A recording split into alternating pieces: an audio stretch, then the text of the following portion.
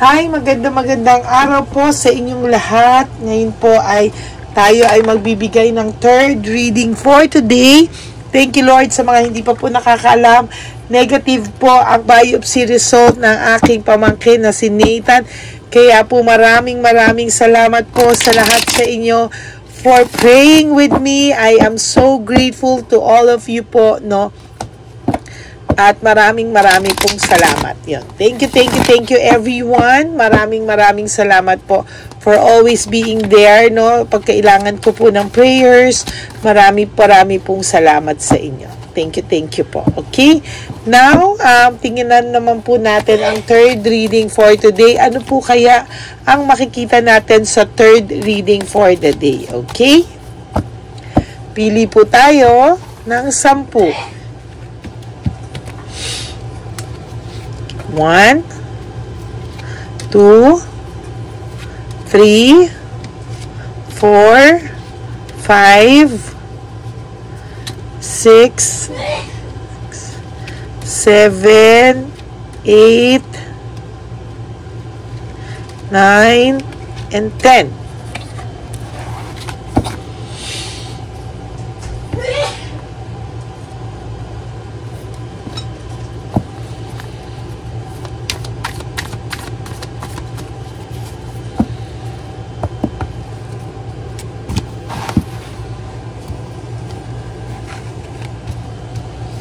Okay, pili po tayo rito ng 10. 1, 2, 3, 4, 5, 6, 7, 8, 9, and 10. Okay.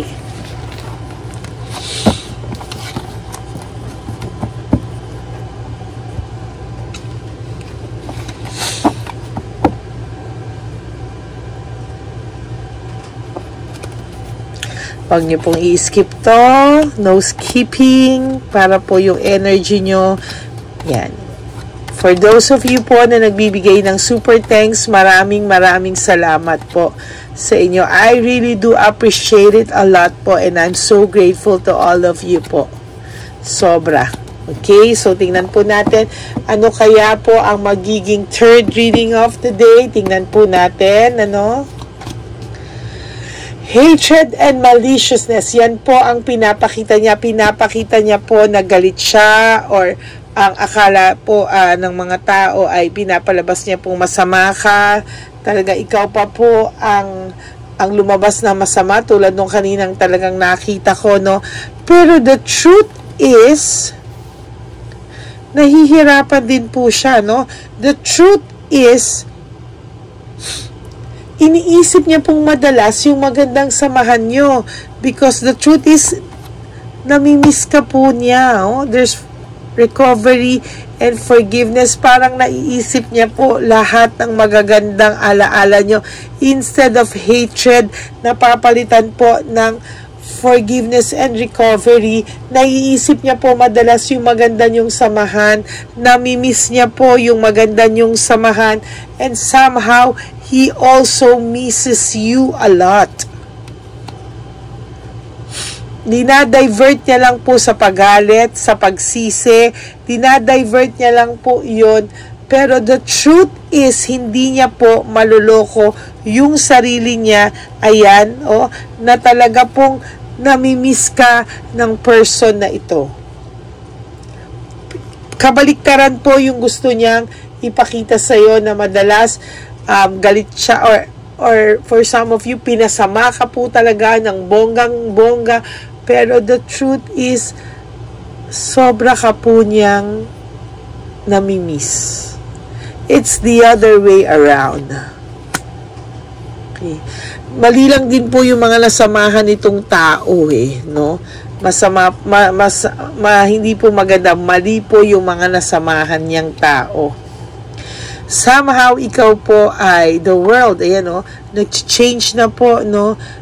May changes na po talaga, no? kahit papano nagkakaroon ka na po ng fulfillment, kahit papano po you feel nakaka-adjust ka na from that situation, habang siya po ay nadidepress. But to tell you honestly, when the time comes or when nadidepress po siya, iniisip niya po yung masasayang alaala nyo, no? Iniisip niya po yung masayang alaala nyo. Siya po ang gumawa ng sarili niyang entrapment, self-victimization, meaning siya po ang naglagay sa sarili niya ng depression. Siya po ang naglagay sa sarili niya, to be honest with you, ng hindi magandang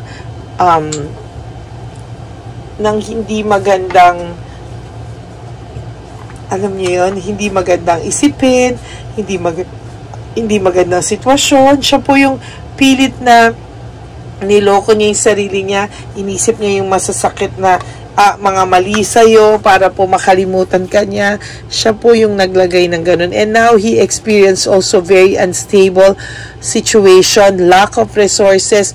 Wala po itong, alam mo yun, wala po ito masyadong kita or nagkakaroon po siya ng lack of resources, meaning lack of funds, no? Marami po siyang gustong gawin, pero the truth is, hindi niya po magawa-gawa. He's connected to the universe. No. You are the one who is connected to the universe.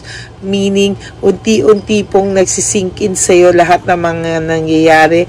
Kahit pa paano, sometimes you have sleepless nights, but sometimes, okay ka naman po. Now, medyo roller coaster ride, pero ngayon, mas tanggap mo na po yung situation mo.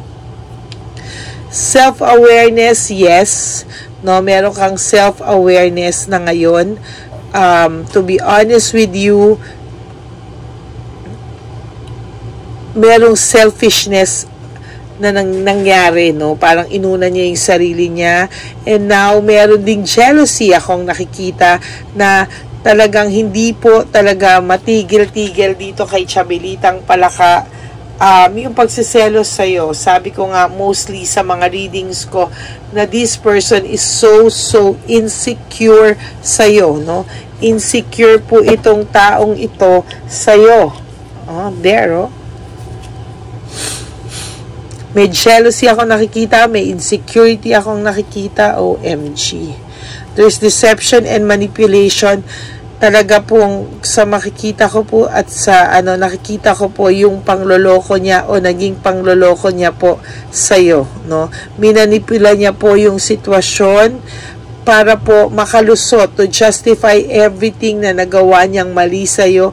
Kaya po, para po sa ganon, ikaw pa po ang pinalabas niyang hindi okay, but don't you worry, everything is under control because now you have victory and success.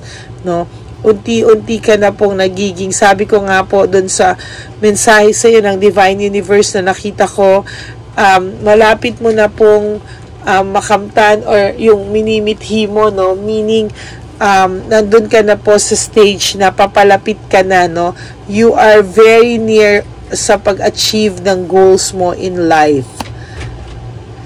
Sometimes you still miss this person a lot nga hindi pala sometimes, a lot.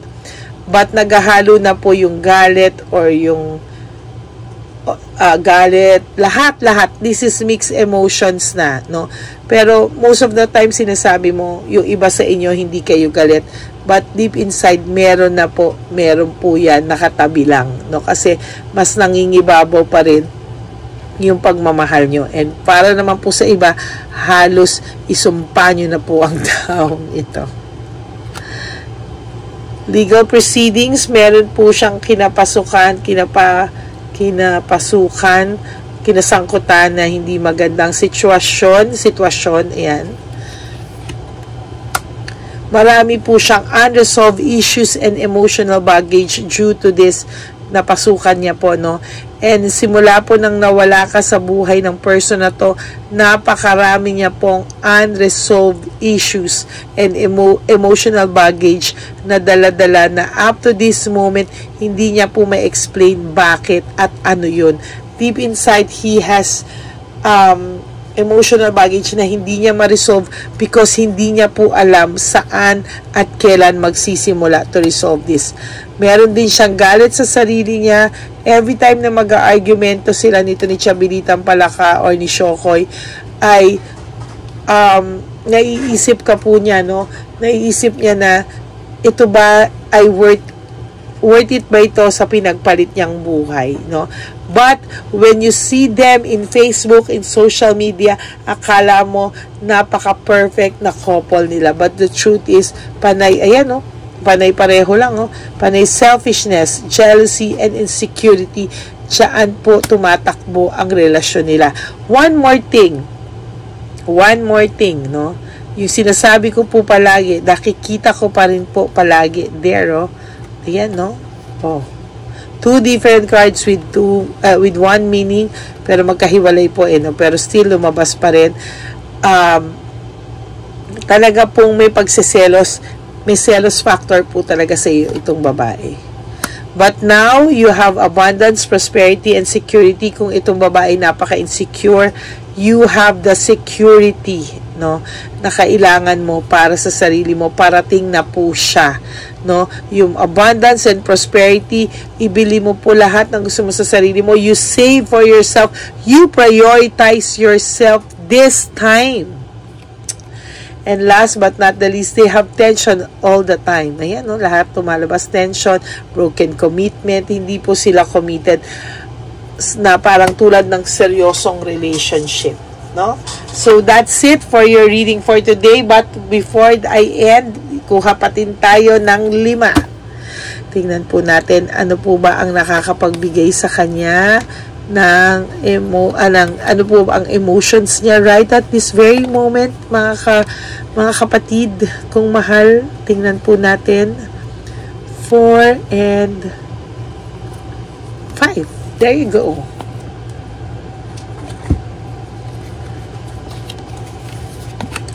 I want to be different. Gusto na po nitong magbago, no? But sabi ko nga sa inyo kanina sa nabunot ko dito, hindi niya po alam paano, saan, hindi niya po alam. I want out. Yan po ang ginawa niya sa iyo nung una na akala niya po makakabuti sa kanya. But the truth is ngayon, yung I want out niya, iniisip-isip niya ngayon ng madalas na nung nandun pa siya, I want back. I am better with my mind than my heart. So ngayon po nilalabanan niya lang po yung feelings niya sa iyo, no, na wag bumalik, no, para lang po tinatalo po, pinipilit niya pong talunin yung puso niya ng isip niya na wala ka ng babalikan, etc. He's convincing himself or herself na wag nang bumalik sa iyo, but nararamdaman niya pa rin po ang pagmamahal niya. Kaya nga po, why do I feel so lost and I can't stop thinking about you, no? Lost na lost po siya ngayon sa buhay niya and hindi ka po niya, ayan, no, I can't stop thinking about you. Iniisip niya po ng madalas ang magandang samahan niyo. Yun na lang ang title natin. Iniisip niya ng madalas ang magandang samahan niyo and namimiss niya po ang lahat na yun, to be honest with you. Yun lang po, no? That's our third reading for today. Maraming salamat po and I will try to give you another one tonight kung kaya ko pa po. Yan, spoiled na spoiled po kayo because I am so happy that my nephew is negative ang biopsy result. Thank you so much, Papa Jesus. Thank you, Father Pio. Maraming pong salamat sa inyo. For those of you who wants to have a private reading with me, you can message me sa Lady Lee Elena. Nandyan po yan sa end ng video natin. Tingnan po natin kung hindi man po ako makasagot agad-agad, but I promise to answer you back whenever it's possible po agad talaga, no? Maraming salamat po. God bless you all. Please, no skipping of ads. Tulong nyo na po yan. And for those of you who wants to give me a super thanks, yan, please do so. And I would, sabi ko sa inyo, I would really appreciate that from the bottom of my heart. Maraming salamat po to all of you, my Lady Elena friends, family, and subscribers. I love you. I love you. I love you all from the bottom of my heart, and I'm so grateful to all of you sa lahat po ng pag-iintay nyo sa channel ko, suporta, and everything. I love you, and may God bless you all. Enjoy your day ahead of you. Huwag po kayong magpalungkot. Life is short. Don't make it shorter, everybody. And let go and let God write your love and life story. Okay? Yun lang po. Maraming salamat po.